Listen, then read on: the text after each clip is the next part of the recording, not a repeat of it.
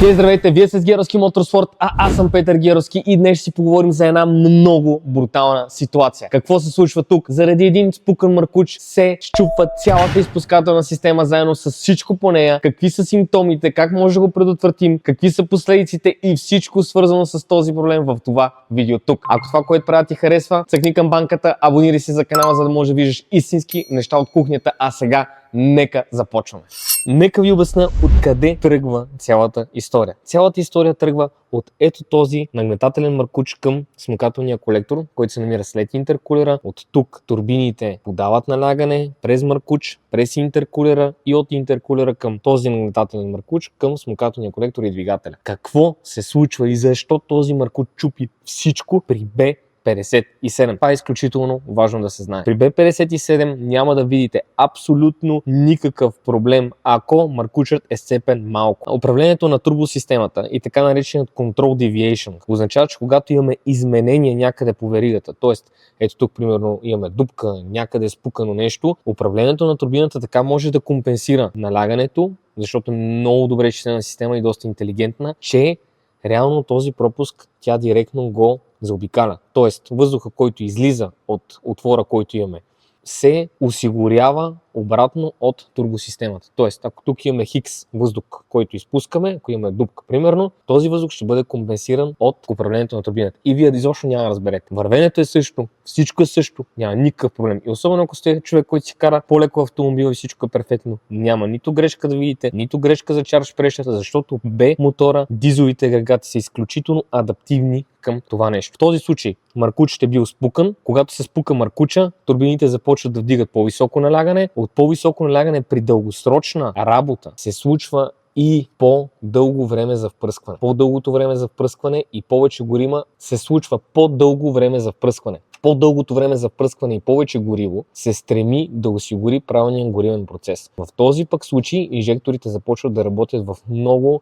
завишени стойности извън параметрите, в които са изчислени да работят. И какво става? Заради един маркуч вдигаме налягането от турбините, изкараме дюзите извън стойности и какво се случва? Сега ще видим на масата какви са последиците само от ето този маркуч, който е работил дълго време с цепнатина в него. Вече сме пред всички компоненти, които за огромно съжаление са счупени до неузнаваемост заради единия маркуч. Заради това, че просто не е догледано във времето, че просто не е видяно и после всеки път обясняваме едно и също нещо. Задължителен преглед при всяка една дейност. Правиш масло, сменяваш нещо, сервизът задължително трябва да прегледа тези неща. И как една експертиза може да спести ето тук тези хиляди левове, които виждаме на масата. Една експертиза, едно знание, едно небързане да се даде колата, да се издаде просто. Тук ще обясним как работи EGR Low Pressure системата. За какво е този EGR, който много хора не знаят изобщо защо съществува вече при B моторите по новите поколения. Какво става? Защо DPF-а дефектира? Защо дефектира дюзите и защо дефектира NOx системата? Всъщност нито един от тези компоненти не е бил проблемен. Какво става първопричинно? Първата причина, която се случва е вдига се корекцията на въздуха, който трябва да постъпи в смукателния колектор, т.е. вдига се налягането чрез Control Deviation, т.е. чрез управлението на турбините. Оттам компютъра на двигателя започва да вдига и времето за впръскване. Тези дюзи работят в много строг диапазон, много малък диапазон на корекция. Оттам, когато имаме такъв проблем, тя се опитва да впръска повече гориво, за да не обеднее с места, за да може да отговори на екологията. Тези дюзи, когато работят определено време под такъв тип управление, т.е.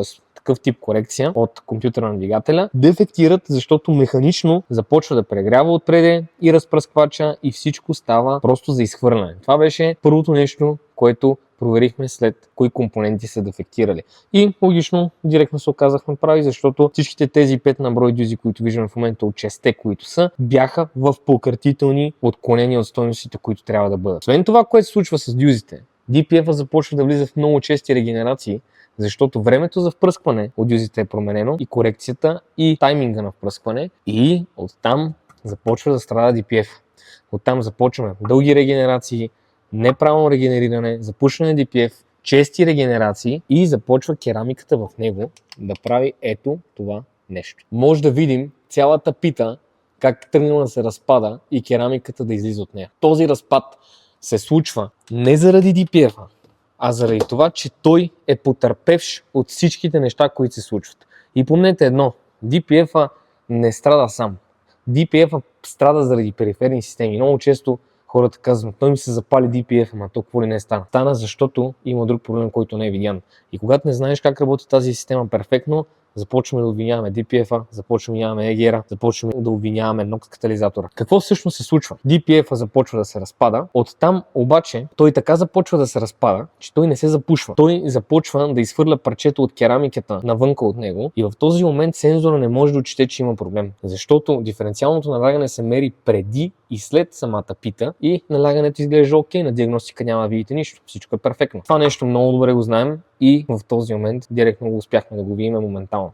Защото общото диференциално налягане, то мери разликата между диференциалното налягане. Тоест, то мери разликата, затова се нарича диференциално налягане. Преди и след, само че когато самата пита се пробие и започне да се разпада, няма проблем.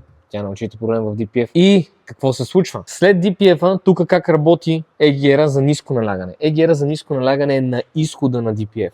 Ето тук след DPF. EGR на ниско налягане какво представлява? На празен ход или в междинни режими, т.е. с много финно подаване на газ или върната газ, колата работи изцяло на газовете, които излизат след DPF-а, се рециркулират обратно в смукателната система и недоизгорения кислород се използва обратно за доизгаране. Така по този начин емисиите, които излизат от изпускателна система, се понижават драстично и екологията се вдига вече на съвсем друго ниво с този тип EGR за ниско налягане. Започваме да рециркулираме газовете и понеже започва да се разпада питата, виждаме какво се е случило и с цетката на EGR. Това е цетка, която не позволява да преминат сажди или някакви парченца през нея, защото когато преминат през нея, влизат в EGR кулера. От EGR кулера влизат директно след това в смукателната система и директно при входа на турбината. И реално ще щупат цялата турбина. И това е много пагубно. В този момент задължително тази цетка трябва да спре този тип проблем, само че в случая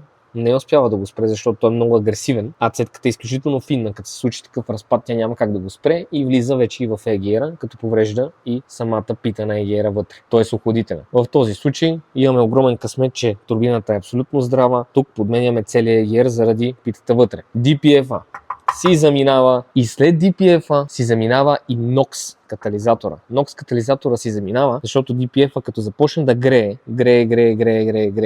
започва да прегрява и питата на NOx катализатора. И от тук NOx катализатора заминава, DPF-а заминава, дюзите заминават, EGR-а заминава, сензорите за диференциално налягане може да видите за какво става на въпрос, защото започва да дига много сериозен back pressure към EGR-а и може да видите за какво се става на въпрос. Автомобилът преди това е бил в сервис, специализиран и може да се види за какво става на въпрос. Всичко това изобщо не е диагностирано, изобщо не е видяно. Един маркуч сменен, довиждане и цялото това нещо остана в колата. Много е важно да знаем как работят системите. Много е важно как заради един маркуч, запомнете на B50 и 7, този маркуч е много проблемен. След интеркулера към смукателния колектор. Напуква се отвътре, спуква се и не може изобщо да разберете, че има проблем. Този проблем е работил с месеци, много дълъг период от време и оттам вече се случва ето това. Собственика няма как да разбере, че има проблем, защото когато се кара нормално колата, тя нито вдига грешка, нито има загуба на мощност заради корекцията, която се прави от турбосистемата. По този начин счупваме абсолютно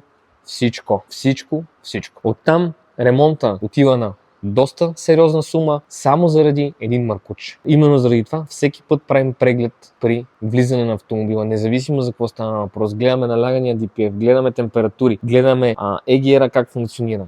Пускаме камери на места, които изобщо никой няма се занимава. Друг проблем, който се случва от това нещо, прегряват сондите заради високата температура, която се получава и когато прегреят сондите и те са за изхвърляне. Така че заради един елементарен маркуч, ето това цялото нещо е за изхвърляне. Помнете, че знанието и отделянето на време е най-важното нещо при този тип системи. И те не страдат. Те страдат заради периферни проблеми.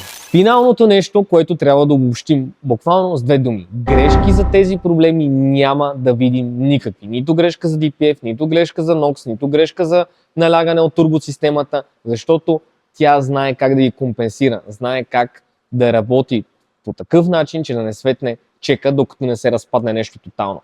И това не е проблем на колата, това е проблем на хората, които работят върху колите. Те трябва да знаят всички тези неща. Именно за това нашата диагностика се казва специализирана. Знаем на колко километри кое ще се чупи, как се чупи и каква превенция трябва да направим срещу него. Изключително съм благодарен, че мога да споделям всички тези неща с вас, защото знанието е най-важното и да ви спестим пари е най-важно. Така че, благодаря ви за всичко и до следващият епизод заедно да променяме бранша в България.